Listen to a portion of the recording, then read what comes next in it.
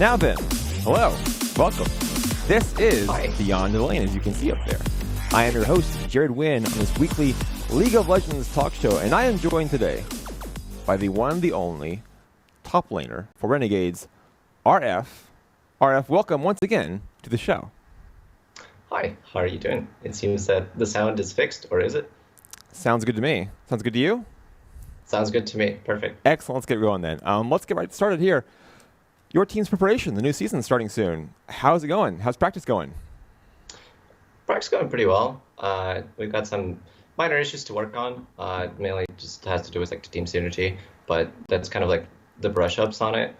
For me individually, pretty well. I seem to be at the point where I'm almost ready for the season. So hopefully by that time I'll be prepared.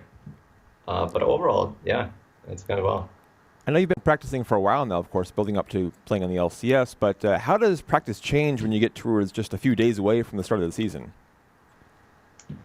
Right before you get to like the time to like play for not necessarily the season, but like anything, usually would try to touch up and perfect like the strategies that work instead of going ahead and like trying out different new stuff. Because right before the season, you can't be sure whether or not like certain things are going to work. So it's more of like just finishing up things so to make it like functional and working, so everything is on point, rather than just practicing for learning kind of. Right. One of the big themes, I think, for the teams coming into this season is the changes that have been occurring everywhere. There were some changes to Renegades. How do you feel about the team's chemistry right now and how the team works together? The team's chemistry, at first it was kind of strange because we had kind of delegated shot calling to each person and everybody was used to it. So, of course, with the new team member coming in, you would have to, kind of change the team, not the team environment so much, but the team play style and whatnot, the communication. So that has went through the change, but thankfully we were in the boot camp, so at that time we have kind of overcome or we figured out what the problems were, and we were actively looking to fix those problems. And by now, I think we've done a pretty good job so far. Can you give me an example of a problem you had to work out through practice like that? Communication like that has to do with the AD carry. That would be kind of calling out which, lane assignment or rotations and whatnot. And we would have to delegate those responsibilities on somebody else. So there's certain things that would go into AD, now we have Freeze. Certain things that people did, we would have to have either Freeze do, or we would have to push them onto somebody else, so they would do that too. But that's not the only thing. We also changed some stuff in the team itself to make it more comfortable, so everybody knows what their responsibility is, so the games are not chaotic. So just a cleaner delegation of responsibilities, really? Yeah, pretty much. So everybody like knows what they're doing. Right. How has Freeze been as an addition to the team?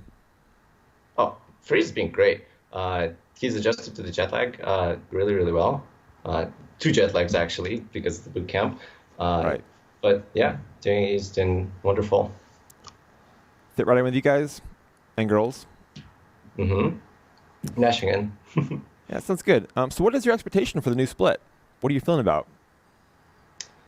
Well, me personally, my expectation for the split is for me to play like an LCS top laner would, because this is my first split. So not to say that I'm not setting high expectations for myself, but I'm setting it to a level that I can actually realistically expect for myself for it.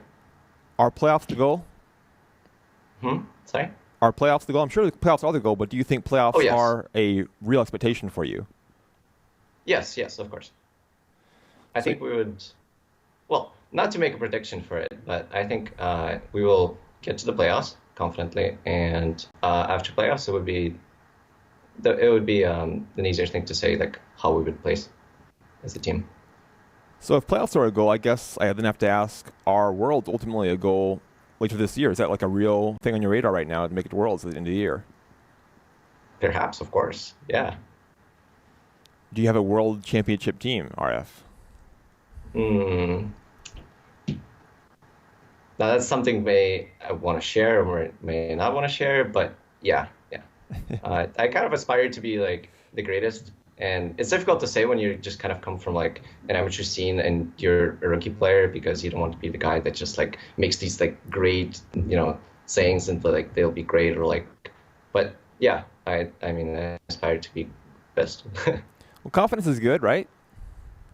Yeah, it's great. Going into the game, you're kind of thinking that you're the best, just to ensure that you are not going to like choke on like a mistake. Yeah, that's important. Now that's different for out of the game because out of the game you want to be self-critical and you want to analyze all of your mistakes to make sure nothing slips. But when you're going into the game, yeah, for sure. Now, Worlds, of course, still quite a ways off later this year, but this very weekend you begin LCS play. You start with Team Liquid. Any thoughts on that matchup coming up? Of course, they have their own changes. Oh yeah, I would be playing against Lorlo, who I actually go back in the days with because we both were Nidalee players before, and I don't want to say that he was a Nidalee one chick, but I mean I was a Nidalee one chick. So in season 3, actually all we played was like Nidalee and Irelia. We played 2 champions, and every time we would match against each other in solo queue, he would play Nidalee, I would play Irelia, and then it would go both ways. I'd play Nidalee, he would play Irelia. That's like the matchup that we just did all the time, and it was so fun. But Italy's not the same anymore. Not quite the same. Yeah. And of course, later in the weekend, you have Energy with Impact. A very different matchup for you. Your feelings on that? He's a world champ. I have something to prove. And it's almost as if that title is just kind of like, it's there to tell me, it's like, hey man, it's your chance. But this split, I think LCS, NA has a lot of great top laners. So I think this is a season that you would want to look to improve the most. And it's great like for top lane especially because there's an influx of talent that's going to like, help set the higher ceiling, which is good for the scene overall. You mentioned Impact's resume. When you go up against a player like that who has that sort of background, does it motivate you more? Do you feel more pressure? Do you feel more nervous? Not really. It's more or less like it goes back to the whole attitude of like going into the game that you're like at the moment you're the best in the game and you're going to kind of like push for that. So it's not really something to think about while in the game. But I mean, outside of the game, of course, you want to make sure that you're, prepared and you don't make the mistakes to like let the player of high caliber capitalize on that.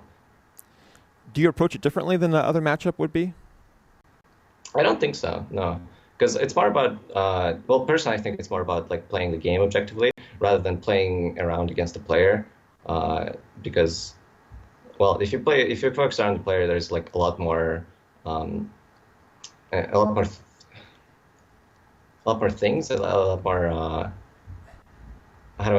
It's less simple because you don't have all the information about the game. You kind of have all the information about the game rather than the player's play style. So playing against a player's play style is kind of risky, I would say.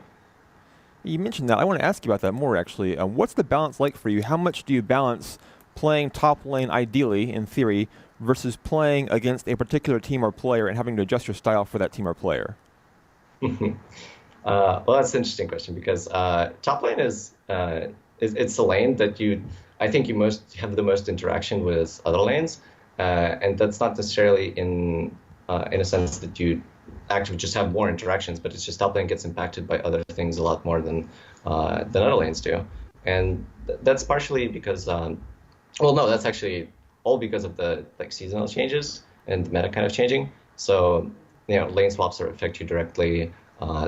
Supports roaming to your lane affect you directly. Junglers affect you directly. Mid laners, but pushing like every aspect of like top lane is you kind of play against everyone rather than just the top laner. But that's not to say that facing the top laner itself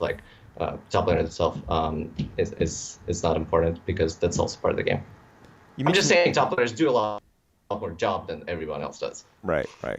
That's reasonable. You have the most important job, right? The biggest job? Yeah. You're the star of the show. Yeah, the star of the show. Top lane on top. That's right. That's exactly. You mentioned the meta game and the top lane especially. How do you feel about the meta in the top lane right now? Right now, I think it's kind of split, but it's shifting more towards like split push higher impact top laners, higher impact impact. But I think it's good that it like changes. all the time, so you don't know more nerfs to certain champions and different changes to items, whether or not the other top laners, like more teamfight top laners, will come up soon. But I think right now it's more oriented towards like split push individual top laners. But that's not to say that teamfight top laners and kind of engaged top laners are not a thing, because there's Lissandra, and you can always flank with a champion as well. What's your preference? Do you want to see more of a team fight emphasis or more of an individual emphasis, or what? I'm kind of more or less versatile on it. I mean, I'm open-minded to learning different champions and learning different play styles for it, and I think it's interesting. I would say that I'm more interested in playing split push, and kind of playing more carry-oriented top lane style. But if what team needs is if a team needs is like things like engage or things like frontline, then I'm down to play that. So I think it's more or less like dependent on the team, because you want to make sure that everything is at its best. But individually, carrying is nice. Yeah, everyone likes carrying, right? If you can do it well, everyone likes carrying. Oh yeah. Well, you can carry from anything. You can carry from Maokai. Well, there you go. Speaking about top lane meta, again, I want to ask you about this, the Rift Herald.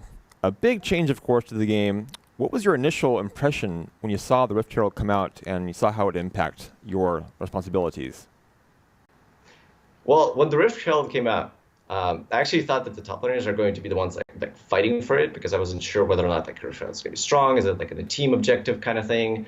But I think that kind of changed a bit, because right now Rift Herald is more or less like an objective that you would take from taking another objective or from having like more players on the map. So it's an assistance towards pushing and speeding up the game rather than the objective for the top laner itself, kind of thing. Because you would need the team to play around the Herald, rather than it being more individual. So but I thought it was individual when it came out. Right. So how has it impacted in practice your actual gameplay and how you approach the top lane? I think it makes for a more dynamic like playstyle. For instance, if somebody makes a mistake, somebody gets caught, that allows the enemy team to capitalize on that, or it allows us to capitalize on that and go for the push. So it opens up more options towards, again, basically speeding up the game for taking turrets because of the buff. Is it something you have in the back of your mind all the time, that you have that there, or is it kind of hard to remember sometimes because it is such a new part of the game? I guess you always know that it's there, and it's like there is an option. You wouldn't actively look to like take the Herald, for instance, and try to make something off of it. But again, it would go as an objective that you would take like afterwards something. So when you see an opportunity for going for it, then you would go for it. Yeah, I want to switch gears here actually to talk about the team and the organization Renegades you're part of. When people think about Renegades, one of the people they think about is not just a player, but Monte Cristo, of course, who's in the organizational side of it. What's been your impression of Monty, and how have you gotten to work with him so far? Oh, Monty's awesome. He's great. He has done things that would impact like our practice. For instance, like getting the one-on-one coaching for me, getting like help for the team, making sure the team needs everything that they basically need. But yeah, it's been great. Also, he's a great guy to hang out with, because as I was getting more and more into the scene, it's always like cool to meet a person that's really, really experienced and kind of like been around for like a while in the scene. And he is there. He's been around for a while. Does he let the coaches do their job for the most part, or does he also come in and kind of give his own analysis? Because, of course, he's known as being such an astute analyst of the game. The coaching, all the coaching responsibilities delegated between coaches and analysts. He's just kind of there to like make sure that there's the right resources for everybody to be able to learn. But he doesn't do like direct coaching with anyone really. However, on that note, it's really nice to like talk to him about things, because of course he knows a lot about the game, and he also knows a lot about the players, and players outside of an A scene would be like known for me, but he knows he knows kind of things outside of an NA scene about the players that I could talk about, like attitudes, mentality, and whatnot. Speaking of I think it's really preparation, cool. yeah. Well, speaking I of think that's really cool. okay, speaking of Go on, Monte you go. Cristo and your preparation, you were in Korea, of course. What was it like being in there, practicing there? Oh, Korea's great. Well, that's just my like, impression of the country. Of course, we practiced a lot in it, so we didn't really have a whole lot of time to go out. But when we would have days off, we would, of course, go exploring and whatnot. But Korean practice, I think it's been great because it opened me up to a lot more about the top lane because I'd be able to play against top laners that are of higher caliber and kind of open up myself to more new situations because different regions play differently, and I think that was really, really useful. You say top laners of a higher caliber. What is it that's different in the top lane against the best Korean players as opposed to players elsewhere? Well, I think Korean top laners are more wild and they kind of like have a higher like pressure. I don't want to say like a higher standard for themselves, but like the higher. mm, it's just better in Korea, uh, knowledge-wise, playstyle-wise. Better how? Okay, so just knowledge and playstyle, like they have a better feel for the game, better reactions. Like what really is it for you? What's on the dot of what Pressure, makes them better? capitalization of mistakes, kind of things going out of hand if you like make a mistake, and that has helped me learn a lot more about like capitalizing on opponents' mistakes and being able to like assert more pressure, and that goes into split pushing, goes into teamfight, goes whatever. You mentioned before getting coaching for yourself. What have you worked on personally to improve going into the new LCS season? Mm. Well, throughout the entire ACS, I've been kind of like battling my own demons with attitudes and whatnot. But personally, I think right now that like the prime focus is being ready for playing on stage and uh, being the top laner that doesn't really like make mistakes or mistakes that would impact the game in a big sense. Because of course everybody makes mistakes, but at the same time being on the lookout for what opponent does and being aware. Basically being an LCS top laner. And how do you work on those things? What's the best way to improve in those ways for you? Coaching, talking to someone about it. So you would get an outside perspective on it, and you would be able to like talk out with the person. For instance, our coach Hermes does a wonderful job because I'd always be able to like go up to him and like talk about not only about in-game mistakes, but about like the mindset that you need to have about things that you need to work on personally, and kind of like finding motivation in things that would seem bad at first, like bad for you personally, or bad for me personally, and kind of improving off that, expanding your horizons and things, expanding your mentality on different scenarios. Right. I have to ask you as well. You mentioned the time you spent in Korea. How do you think the region compares as a whole to other regions, Europe, North America, where else you've played, in terms of the level of play right now? Well, I've played in an A because I'm an NA player, even though I'm from Ukraine. There's a flag actually behind Sure. me, Right. Ukrainian flag. I'm now an American citizen though. Close enough. But I think they take practice more seriously, and that kind of pushes it to that the level of competitive play is also higher at the same time, and also how well I personally think that's different is that other regions have like more players that are like striving to aspire to be the best, because not necessarily because they just have that mindset that they really wanted, but because they have to. And I think that I don't know for sure, but I think that maybe it's cultural, or maybe it has to do with like the environment that you would grow up, because PC bangs are really popular in Korea and people would go there to play, and that's kind of like their time in there. They would have to pay for the time, and they try to do something out of it, try to make something out of it. While in NA, some players just kind of come around and see the opportunities. They're like, okay, I'll go for it. They don't really Of course, NA has a lot of dedicated players too, and not to say, but I'm just saying overall. And the amount of players playing solo queue is higher, uh, so that kind of consideration makes solo queue a better environment. I want to say for growth, like, games being faster. Uh, I don't want to say games being more like coordinated. I mean, of course, in high elo, it would when you play with other pro players, it makes it raises the ceiling of it.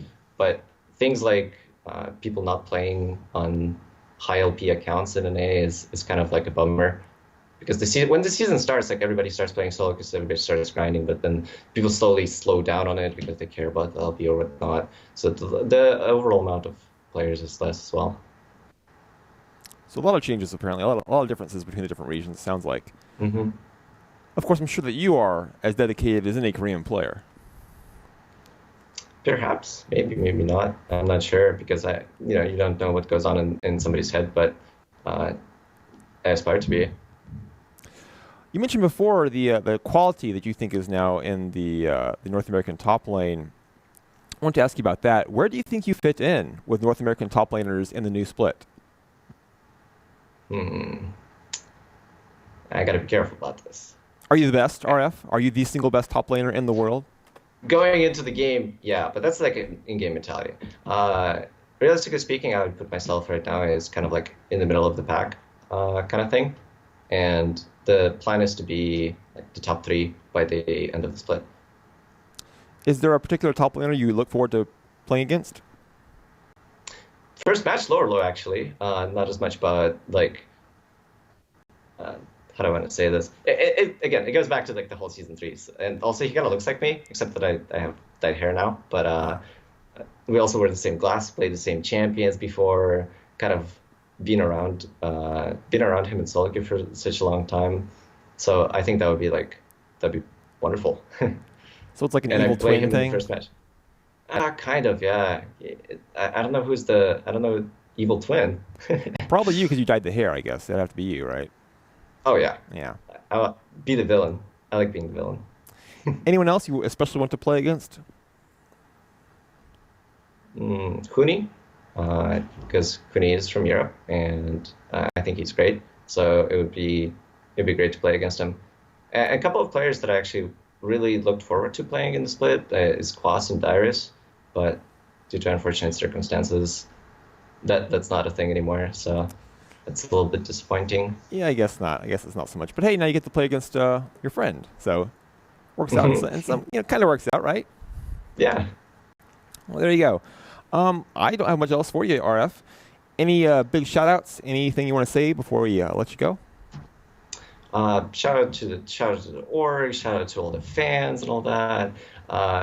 But really, I want to say a big shout out to my fans that have supported me throughout my time, kind of. Since back when I was a streamer and kind of was making that switch, I'd like to say thanks to people who have supported me, supported my stream, and I'd like to give thanks to the org for giving me the opportunity. And that wraps it up. Yeah.